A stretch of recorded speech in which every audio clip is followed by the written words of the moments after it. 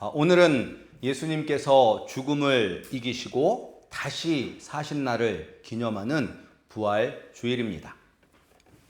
예수님이 멸시와 조롱과 모욕을 당하시고 십자가에서 고통스럽게 죽으셨던 이유는 우리를 위해서입니다.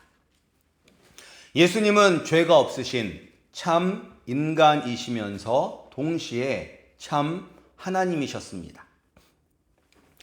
인간이 반드시 죽어야 할 이유가 있지 예수님이 죽어야 할 이유는 없습니다.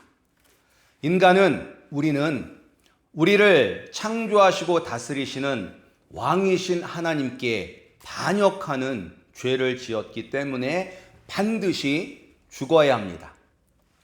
죄를 지으면 반드시 그 죄에 대한 대가를 치루어야 합니다. 세상에서도 신분적, 경제적 죄를 지으면 벌금을 내거나 하는 죄값을 치릅니다. 그리고 형사상의 죄를 짓게 되면 징역 몇 년과 같은 죄값을 치르게 됩니다. 따라서 인간은 하나님께 죄를 지었기 때문에 그 죄값을 치루어야 하는데 그 죄값이 죽음입니다. 죽음. 그런데 이 죽음은 육체적인 죽음뿐만 아니라 영적으로 영원히 죽는 것입니다. 근데 영적으로 영원히 죽는다고 해서 이 영적인 영원한 죽음이 마치 잠을 자는 것처럼 영원히 깨지 않는 잠을 자는 것과 같은 것이 아니라 영원히 꺼지지 않는 지옥불에서 고통을 당하며 이를 갈며 슬피 울며 고통 속에서 몸부림치는 그런 형벌을 받아야 합니다. 세상에서도 죄값을 치르면 그 죄에서 해방이 되는 것처럼 하나님께 지은 죄도 죄값을 치르면 자유케 될 수 있습니다. 그런데 문제는 그 누구도 죄값을 치를 수 없다는 것이죠. 그래서 죄가 없으신 예수님께서 우리를 대신하여 죽으시고 지옥의 고통을 경험하심으로 우리가 치루어야 할 죄의 값을 다 치루셨기 때문에 우리가 죄에서 해방되어 다시 하나님과 화목하게 될 수 있는 것입니다.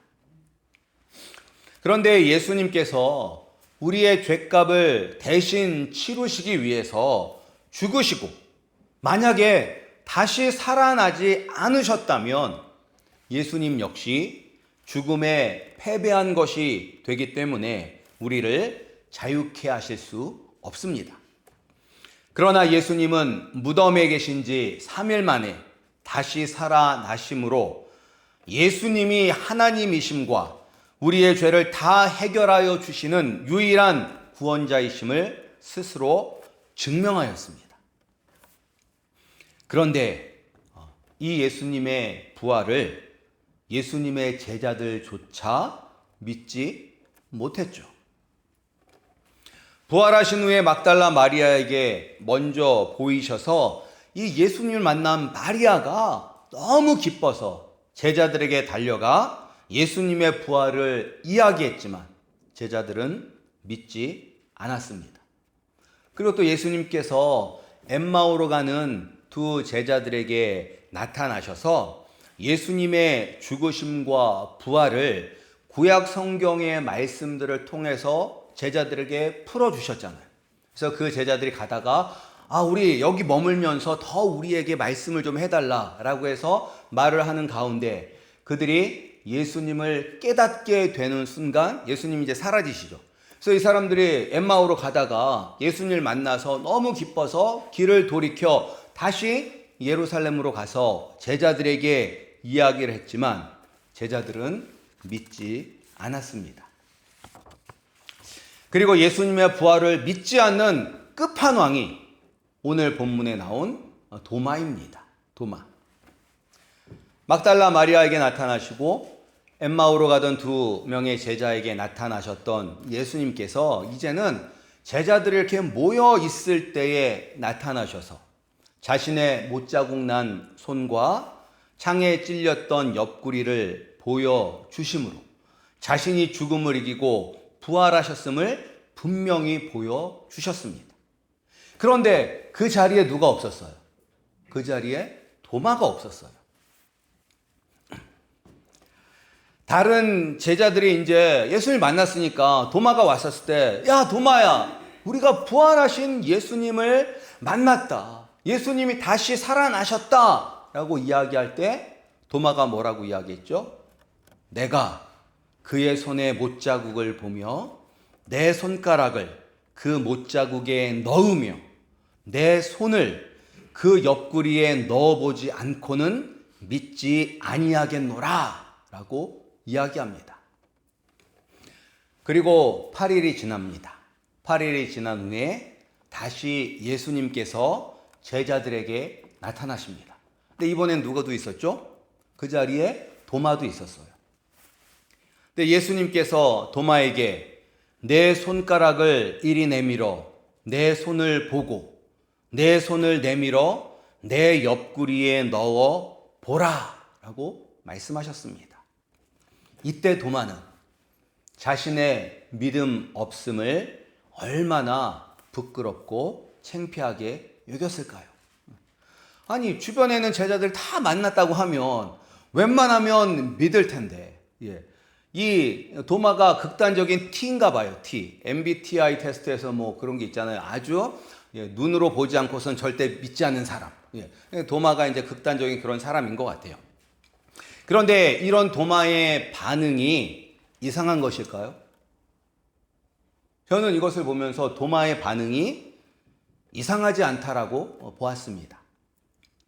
도마가 특별히 더 믿음이 없는 것이 아니라 이 모습이 정상적인 사람의 모습이라고 생각이 됩니다. 어찌 예수님이 죽음을 이기고 다시 사셨다는 것을 듣고 믿는 것이 정상이겠습니까? 다른 제자들도 예수님이 부활하셨다는 이야기를 듣고 믿었습니까? 아니면 보고 믿었습니까? 보고 믿었어요. 보고 믿었어요.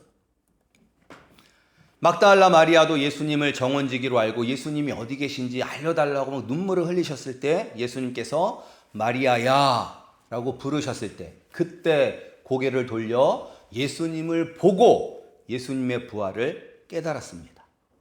엠마오로 가던 제자들도 자신들의 눈이 밝아졌을 때에야 자신들과 이야기하던 분이 예수님을 알고 그때 다시 제자들에게 가서 예수님이 부활하셨다 이야기를 했어요.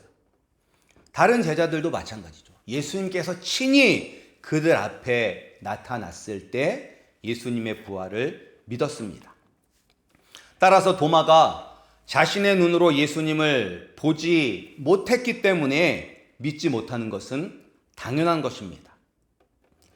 이것이 우리에게 의미하는 것은 무엇이냐면 우리가 예수님을 그 후에 도마가 뭐라고 고백해요? 나의 주님, 나의 하나님이라고 고백하잖아요. 근데 이런 고백은 우리가 하는 것이 아니라 하나님께서 우리의 마음을 열어주시고 우리를 만나 주셔야지만 할 수 있는 것입니다. 근데 예수님께서 자신이 죽고 다시 부활하신다는 것을 제자들에게 미리 알려주었을까요? 알려주지 않았을까요? 알려주셨어요. 3번에 걸쳐서 자신의 죽음과 부활을 말씀하셨습니다. 베드로가 주는 그리스도시요 살아계신 하나님의 아들이시니다 라고 고백했을 때 자신의 고난과 죽음과 부활에 대해서 처음 말씀을 하셨죠. 근데 그 말씀을 듣고 베드로는 뭐라고 했어요? 예수님을 꾸짖었다라고 얘기하죠. 그런 일이 있어서는 안 됩니다 라고 꾸짖자 예수님께서 베드로를 책망하셨잖아요. 그러니까 다른 사람은 다 까먹어도 베드로는 기억해야 돼요. 근데 그 베드로도 예수님의 부활을 보기 전까지는 믿지 못했습니다. 그리고 높은 산에 올라가셔서 영광스러운 모습으로 변화되어 모세와 엘리야와 이야기를 하셨을 때 그때도 제자들 몇 사람을 데리고 왔는데 거기에 베드로, 야고보, 요한이 있었어요. 그들에게 예수님의 고난과 죽음, 그리고 부활에 대해서 말씀하여 주셨습니다. 마지막으로 예루살렘에 입성하기 바로 전에 또다시 한번 자신의 고난과 죽음과 부활에 대해서 예언하였습니다.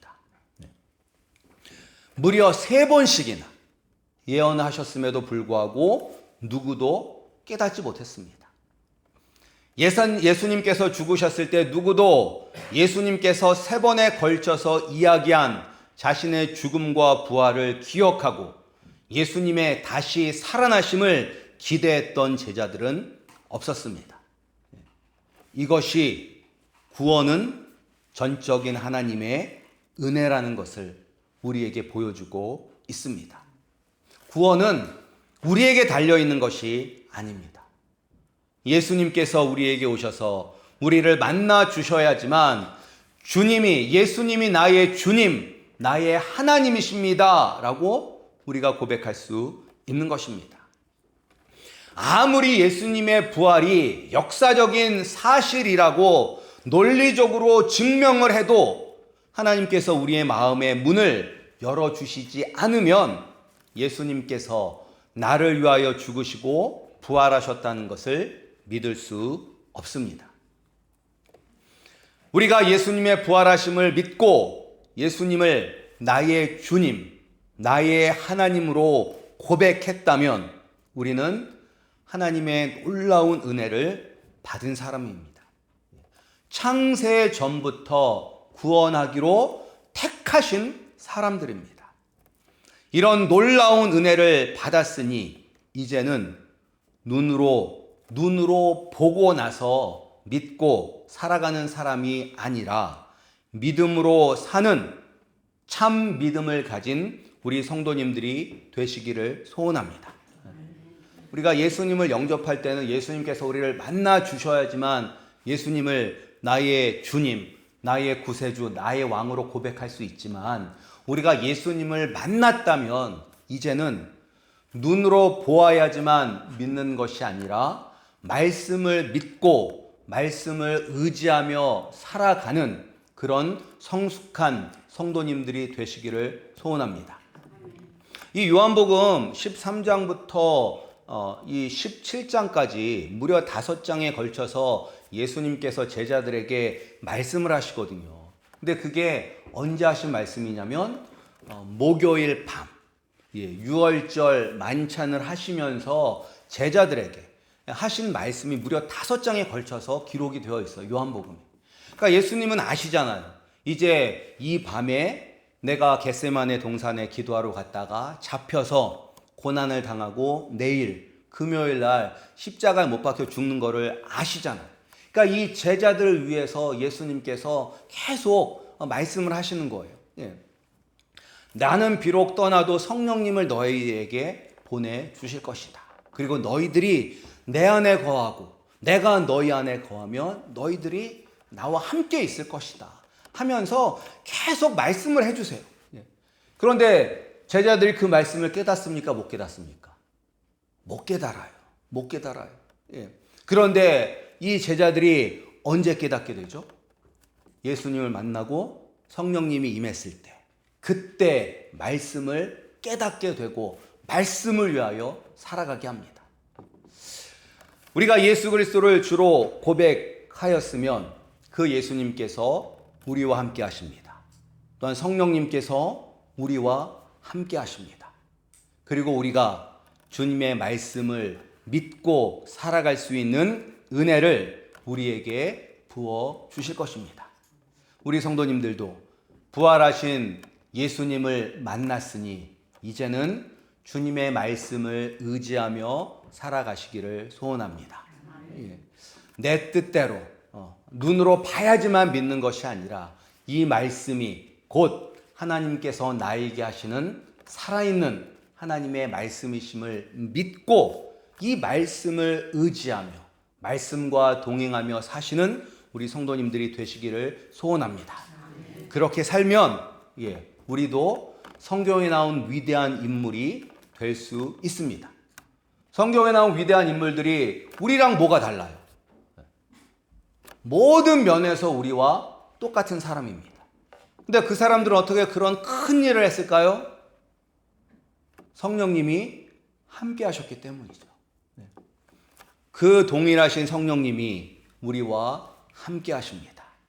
그리고 우리가 예수 그리스도를 위하여 작은 일을 한다 할지라도 그 작은 일에 우리의 마음이 담겨져 있다면 하나님께서는 역사상 기록된 위대한 인물들이 했던 그 큰 일과 우리가 한 우리의 마음이 담긴 작은 일을 동일하게 기뻐하십니다.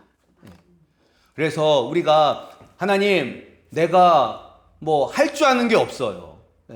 나 같은 사람이 어떻게 사도 바울이나 베드로와 같이 하나님 아버지 앞에 쓰임받을 수 있을까? 쓰임받을 수 있습니까? 라고 스스로 약간 나의 연약함, 나의 못남에 대해서 우리가 한탄할 때가 있잖아요.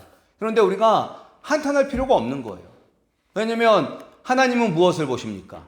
얼마나 큰 일을 했는가를 보십니까? 아니면 우리의 마음을 보십니까? 우리의 마음이 정말로 순수하고 하나님을 향한 사랑이 있다면 크고 작은 것은 중요하지 않습니다. 귀하게 보시고 우리를 칭찬하여 주십니다. 예수님께서 우리를 위하여 죽음을 이기고 부활하셨사오니 이제는 우리가 그 예수님의 영광을 위하여 살아가시는 복된 성도님들이 되시기를 주님의 이름으로 축복합니다.